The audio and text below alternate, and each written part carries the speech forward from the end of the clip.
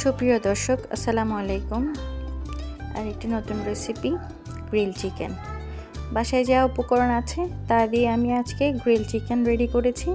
খেতে খুব মজা হয়েছে, খুব স্বাদের হয়েছে।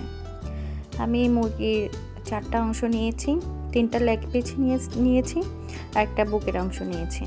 একটু কেটে পরিষ্কার করে ছুরি দিয়ে একটু কেটে নিয়েছি যাতে মশলাটা ভিতরে ভালোভাবে ঢুকে।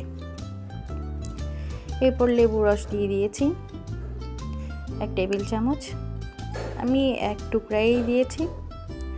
এরপর আদা রসুন বাটা দিয়ে দিলাম। এরপর 3 টিস্পুন সয়া সস, 1 টেবিল চামচ ওয়েস্টার সস দেব।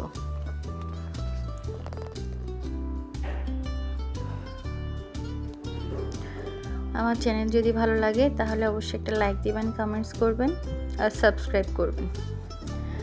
এই উপকরণ বাসায় যা আছে তা সেই উপকরণ দিয়ে যদি আপনারা গ্রিল চিকেন রেডি করেন তাহলে আপনাদেরও ভালো লাগবে। এই মশলাটা আমি রাঁধুনি বারবিকিউ একটা মশলা পাওয়া যায়, সেই মশলাটা দিয়ে দিয়েছি 1.5 টিস্পুন। আমি তেমন একটা মশলা ব্যবহার করিনি, একটু গোলমরিচ দিয়েছি, 1 টিস্পুনের মতো গোলমরিচ দিয়েছি। ভালোভাবে হাতে মাখাতে হবে। ভালোভাবে মাখালে মশলাটা খুব সুন্দর করে ভিতরে যায়। এটা যখন গ্রিল করবেন খেতে ভালো লাগবে। এখন পরিমাণ মতো লবণ দিয়েছি। লবণটা আমি খুব কমই দিয়েছি, যেহেতু সয়া সসের লবণ থাকে সেজন্য লবণটা একটু বুঝে শুনেই আপনারা দিবেন। এরপর একটা এসেন্স দিচ্ছি, এটা হচ্ছে অরেঞ্জ এসেন্স। এই এসেন্সটা দিলে হয় কি, গ্রিল করলে একটা খুব সুন্দর একটা ঘ্রাণ আসে। একটু ফুড কালার দিচ্ছি, এটা অপশনাল, এটা আপনাদের ভালো লাগলে দিতে পারেন, ভালো না লাগলে স্কিপ করতে পারেন। এটা সম্পূর্ণ একটা পার্সোনাল ব্যাপার।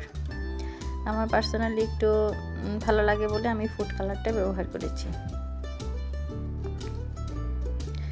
এরপর গোলমরিচ,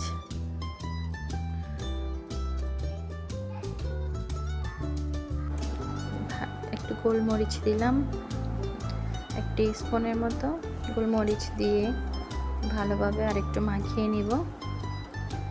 আমি সবার লাস্টে টমেটো সসটা দিব। আমি ম্যারিনেট করে 1 দিন পর্যন্ত রাখছি। ম্যারিনেট করে আমি নর্মাল ফ্রিজে রেখে দিয়েছিলাম। আপনারা চাইলে 3 থেকে 4 ঘন্টা ম্যারিনেট করে রাখতে পারেন, তাতে গ্রিলটা খুব মজা হয় খেতে। এখন আমি ওভেনে দিয়ে দিয়েছি। আমি এটা মাইক্রো ওভেনে গ্রিলটা করেছি, ওখানে গ্রিলের অপশন আছে।